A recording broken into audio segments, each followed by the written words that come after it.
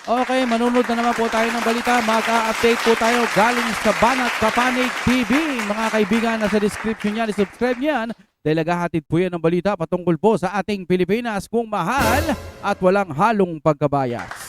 Palakpakan po natin yan. Banat Kapanig TV. Naku po, bayad pala. Lacson umamin na. Malaking sabwatan na bulgar. Si Soto damay na. Ayan mga kapatid. Ito kasi kaya siguro ayaw nilang paimbestigahan sa Senado kasi yung mga pangalan nila nandoon. 'Di ba para malinis ang inyong mga pangalan, mas maganda po kung anyayahan nyo po yung 18 Marines na yan.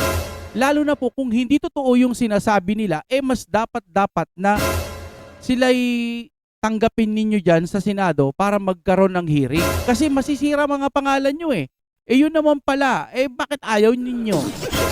Diba? Mas dapat, tama si Marcoleta. Ngayon, kung lalong hindi totoo yung sinasabi nila, dapat silang paimbestigahan sa Senado. Kaso ayaw nila. Bakit? Kasi ang bait-bait niya. Ibig sabihin, para sa aking pagkakaintindi, kaya ayaw siguro nila, baka may mga sorpresa itong mga 18 Marines na ito na mas lalong ikagulat dyan sa Senado. Kung wala ka talagang ginagawang kasalanan, bakit hindi nyo paimbestigahan? Diba? Okay na mga kaibigan, simulan na natin ito. Ito ang balitang viral trending ngayon sa mundo ng social media na dapat malaman ng taong bayan. Kaya naman pala todo depensa kayo sa Pangulo dahil nabustalan na pala ng pera ang mga pagmumukha ninyo. Ayan ang madalas na sinasabi ng mga kababayan natin kasi napaghahalataan. Napakababaw, bakit ayaw niyong paimbestigahan? Ito ang naging sigaw ng marami sa ating mga kababayan. Yes. Matapos ng pumutok ang balita, isa ang mga pangalan ni Tito Soto at Laila de Lima sa mga nasa listahan ng mga taong nakatanggap di o mano ng mali-maletang pera mula sa kaban ng taong bayan. Kung hindi totoo, di ba? Sige, patawag nyo nga yung mga yan para malaman natin. Masasype in contempt natin yan. Di ba? Bakit ayaw ninyo? Kasi sa tingin ko nga, baka magulat sila, may mga sorpresa pa itong dala, yung 18 Marines na hindi nila inaasahan, kaya ayaw nila. Para sigurado, wag na lang pansinin. Papayag ba kayong ganun-ganun na lang? Kung talagang wala kayong kasalanan, di ba? Ako kung wala akong kasalanan, tas nasasali pangalan ko, ipapatawag ko yan. Ayaw nyo. Bakit?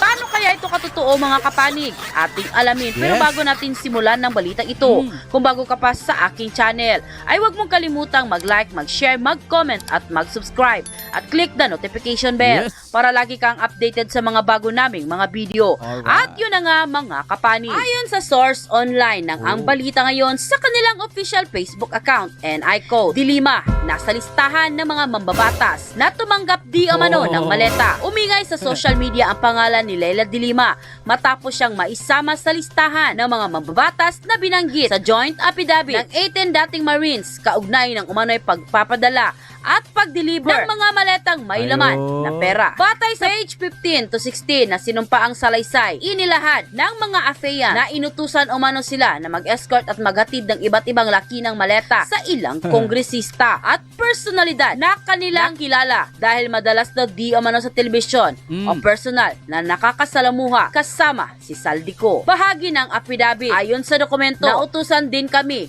na mag-escort at mag-deliver ng iba't ibang laki ng maleta sa mga congressmen women. Nag-deliver kami mismo sa bahay ng ilan sa HOR at yung iba ay kinuha nila sa Unit 8 o Unit 9 ng Polo Club Townhouse, Forbes Park. Sa listahang inilakip sa affidavit bilang si Lima, Laila Townhouse, na umanay tumanggap ng delivery sa isang townhouse. Si De Lima ay matagal nang kilala bilang matinding kritiko ng war on drugs ng Administrasyong Duterte at naging sentral na personalidad sa mga usapin ng umano'y karapatang pantao. Matatanda ang ilang taon din siyang nakulong dahil sa mga kasong may kaugnayan sa bawal na gamot na kalaunan ay ibinasura dahil upang igiit ng kanyang kampo na siya ay naging biktima ng pamumulitika. Oh. Dahil dito, lalo naging kapansin-pansin sa publiko ang kanyang pagkakasama sa listahan ng apidabit. Mahalagang linawin na ang pagkakabanggit kay De Lima sa dokumento ay nakabatay lamang sa pahayag ng mga dating Marines at hindi pa napapatunayan sa korte. Sa ngayon ay wala pang pinal na hatol o opisyal na desisyon na nagpapatunay sa mga paratang na ito. Nananatili pa rin ang prinsipyo at presumption of innocence at may karapatan ang sinumang pinangalanan na ipagtanggol ang sarili. Dahil sa paglabas ng apidabit, Yun naman pala eh. Pwede nyo naman palang ipagtanggol yung sarili nyo eh.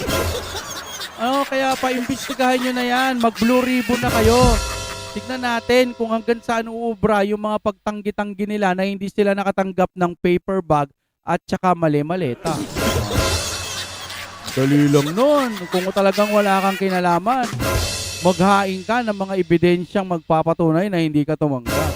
Pero kung malakas ang ebidensya ng mga taga-kabila, para sure ball, hindi mo na lang paiimbestigahan kasi sasabihin mo sayang lang oras natin. Yun.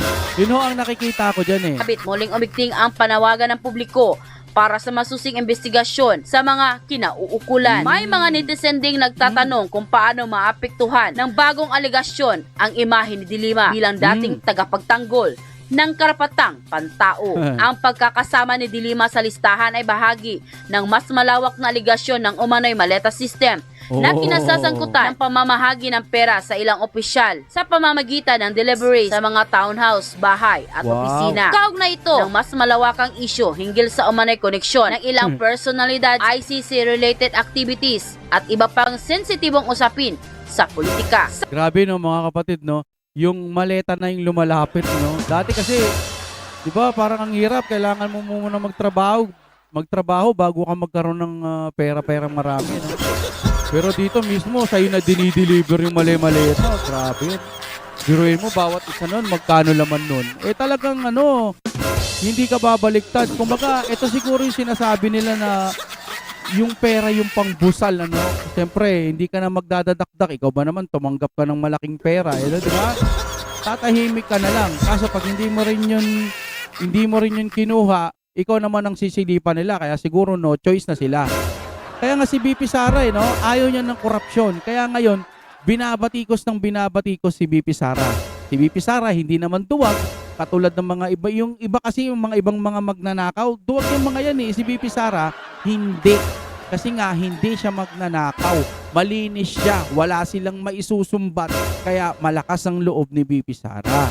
Ang problema sa mga kabila, meron sila kasing mga dungis, kaya tinatanggap na lang nila yung maleta.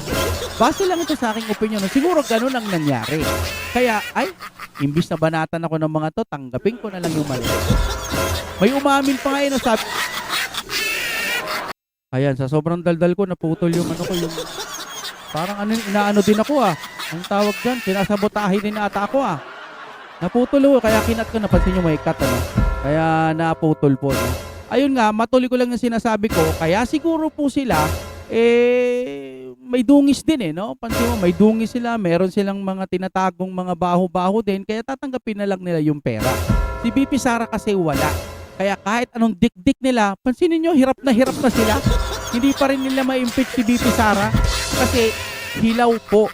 Pero dahil nga sa ito yung administrasyon natin, sa tingin ko lang gagawa ng mga magic yung mga yan para pumababagsak si BP Sara. Pero katangahan kapag ito lang ang aatupagin mo dahil hindi lang naman si Duterte, hindi lang naman si BP Sara ang Duterte. Maaaring meron pang pwedeng tumakbo. At kapag yun ay nanalo, pwedeng maging presidente pa rin si BP Sara someday. Kasi aayusin yung batas Ayun ang nakikita ko, Takot yung mga yan takot yan Halimbawa, si BP Sara hindi na maupo. Paano pag si Pulong o si Baste? Basta parang gano'n, O kaya yung kaalyado ng Duterte. Halimbawa, si Marcoleta o sino pa, si Bongo, si Bato, etc. Kung sinong pwede natapat sa paglilingkod. Na-impeach si BP Sara, halimbawa, hindi na siya pwedeng tumakbo sa kahit saan. Ngayon, pag naging presidente si Pulong o si Baste, ang sa tingin ko pwedeng mangyari, ito'y vision ko lang, ipapawalang bisa niya yung impeachment na nangyari kay BP Sara kasi nga hilaw yung mga ebidensya. Ginamit lang ang politika kaya na-impeach si BP Sara. Ang mangyayari sa susunod, si BP Sara ang pwedeng maging susunod na presidente after ng isang Duterte. Diba? Ang tanga-tanga talaga nila, hindi nila nakikita yon. Pero magpasa hanggang ngayon, etong 18 Marines natin lumalaban. Gusto ko, sana magtuloy-tuloy po ito, huwag sanang magbago ang ihip ng hangin. Sabi nyo nga, may mga pamilya din kayo na itatayaba namin yung buhay namin, may mga pamilya kami. Iniisip ko nga baka pag-initan kasi yung mga pamilya nila. Paano pag biglang mag-iba ang ihip ng hangin? Huwag naman po sana kasi mga Marines, kasama na kayo sa tinitignan ng mga tao na may pag-asa, no, na eto maituloy natin. Salamat din kay Marcoleta, no, ang ganda ng kanyang pinupunto na kung talagang nagsisinungaling itong mga 18 Marines, mas karapat dapat silang imbitahan sa Senate hearing. Kaso, mga walang bayag yung mga nakaupo doon, ayaw nila. Kesyo ang dami nilang mga kung ano-anong mga pinagsasabi na hindi daw pwede. Para sa akin lang mga sir, no, duwag kayo. Ayaw nyo. Kasi nga, nadadawit yung pangalan nyo, baka may mga solidong ebidensya na mas lalong ikasama ninyo. Kaya mas sure, wag na lang. Diba? Ganyan ang mga ginagawa ninyo. Okay mga kapatid, pag nagustuhan nyo yung mga katulad ng mga ganitong vlog para po sa mga Duterte, tayo sa campaign ng mga Duterte, dun ho tayo sa tama. Hayaan nyo na yung mga taga-kabila, konti lang naman sila. Wala na, ganun talaga. Basta tayo, tama ang gusto natin at gusto natin mabago ang Pilipinas sa pamamagitan po ng hindi pagnanakaw ng pera ng kaban ng bayan.